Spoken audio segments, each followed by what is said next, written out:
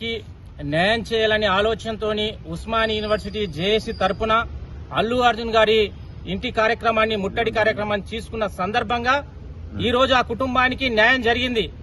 December 4న సంఘటన జరిగితే దాదాపు 26-27 వరకు ఇట్లా స్పందన లేదు. మేము పోరాటం చేసిన ఫలితంగానే 2 కోట్లు వచ్చినాయని ఒక అక్కుసతోని. ఎందుకంటే రెండు రాష్ట్ర ప్రభుత్వాలు చేసిన ఇట్లా ప్రయోజనం లేదు. ఉస్మానియా విద్యార్థులు పోరాటం చేసిండ్రు, నా ఇజ్జత్ తీసిండ్రు, దేశంలో నేను పేద స్టార్ ని అని గొప్ప విర్రవీగలి ఏదైతే గొప్పగా చెప్పుకున్న అల్లు అర్జున్ కి మంట మండినట్లున్నది. ఉస్మానియా విద్యార్థులు నా తలను దించిండ్రు, నేను ఇంతగానం గొప్పగా ఉన్న నా క్యారెక్టర్ ని దించేసిండ్రని ఒక అక్కుసతోని ఈ రోజు వాళ్ళ అభిమానుల పేరుతో ఏదైతే మేము ఇట్లా చట్టం ప్రకారమే, ఎందుకంటే చట్టం ప్రకారమే మా ఆ కోర్టు ఆర్డర్ ద్వారా నాకు బెయిల్ వచ్చినాయి. మేము బెయిల్ మీద బయటకు వచ్చినాం. ఆయన నువ్వు ఇట్లా మధ్యంతర బెయిల్తోనే బయటకు వచ్చినావు. మేము చట్టపరంగా మేము ఏం వ్యతిరేకంగా చేయలే. మీరు వ్యతిరేకంగా చేయనప్పుడు, మీరు అన్యాయం జరిగినప్పుడు మీ అభిమానుల మరి గుండాల వాళ్ళు ఫోన్ చేసి డైరెక్ట్ అరే లంజా కొడుక నీవెట్లా తిడతావు మా యొక్క అల్లు అర్జున్ ని, నువ్వెక్కడున్నా నేను చంపేస్తాం, నీ అడ్రస్ చెప్పురా అని మాట్లాడుతున్నాం. అరే మేము భయపడడానికి మేము అల్లాటప్పగలం గానీ చట్టం ప్రకారం చట్టానికి ఈ వాస్తవాలు చెప్పాలనే ఆలోచనతో మీరు పోలీస్ స్టేషన్ కి రావడం జరిగింది.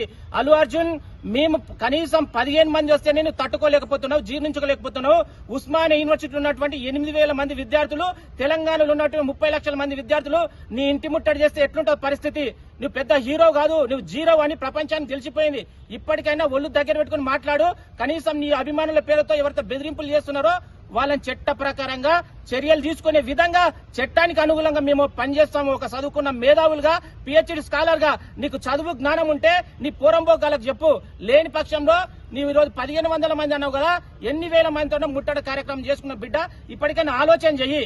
నీలాంటి చిల్లర కొడుకులతో ఎంత మంది తిట్టించినా మాకేం కాదు, మా ఇంటికి ఇట్లా ఏం కాదు. బట్ చట్టాన్ని గౌరవించాలి. చట్టం పరిధిలో అందరం సమానమే. నువ్వు పెద్ద హీరో ఉండొచ్చు, మేము సామాన్యులు ఉండొచ్చు, కానీ ఒక పేద బిడ్డకు న్యాయం విషయంలో మేము ఖచ్చితంగా న్యాయం చేసినామని ఒక సాటిస్ఫాక్షన్ ఉంది.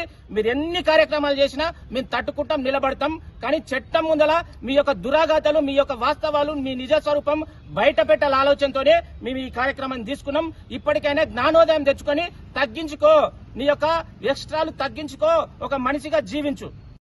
న్యాయం చేసిన సందర్భం నుండి ఈ రోజు మేమందరం బెయిల్ మీద బయటకు వచ్చినాం. బయటకు వచ్చిన తర్వాత అల్లు అర్జున్ పేరుతో అనేక మంది దాదాపు రోజు ఒక 10ల సంఖ్యలో 1000 సంఖ్యలతో ఫోన్ చేసి మా అల్లు అర్జున్ ని మీరు ఏ విధంగా మీరు దాడి చేస్తారు, మీరు ఎందుకు మాట్లాడతారు మా అల్లు అర్జున్ గురించి అని అనేక మంది ఫోన్లు చేస్తున్నారు. ఎందుకంటే మీడియాకు చెప్పలేని పదజాలంతో దూషిస్తున్నారు. అల్లు అర్జున్ యొక్క వాస్తవ నిజ స్వరూపాలు ఈ తెలుగు రాష్ట్రాలకు, ప్రపంచానికి తెలియని ఆలోచనతోనే మేము ఎవరైతే మాకు ఫోన్స్ చేసిండ్రో వాళ్ళందరి యొక్క చిట్టా తీసుకొచ్చి పోలీస్ స్టేషన్ లో సబ్మిట్ చేసినాం, కేసు పెట్టినాం. అల్లు అర్జున్ గారు మీరు ఇప్పటికైనా ఆలోచన చేయండి. మీరు పెద్ద గొప్పలు గారు.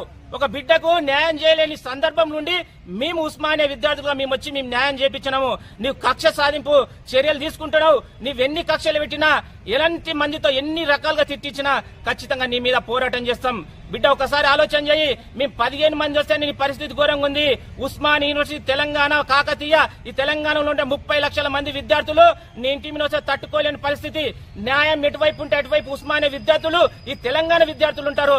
మేము ఏ రాజకీయ పక్షం కాదు, విద్యార్థుల పక్షం, ఈ తెలంగాణ సమాజం పక్షం. ఈ తెలంగాణ సమాజంలో ఎక్కడ అన్యాయం జరిగినా విద్యార్థి నాయకులుగా మేము ముందుంటాము.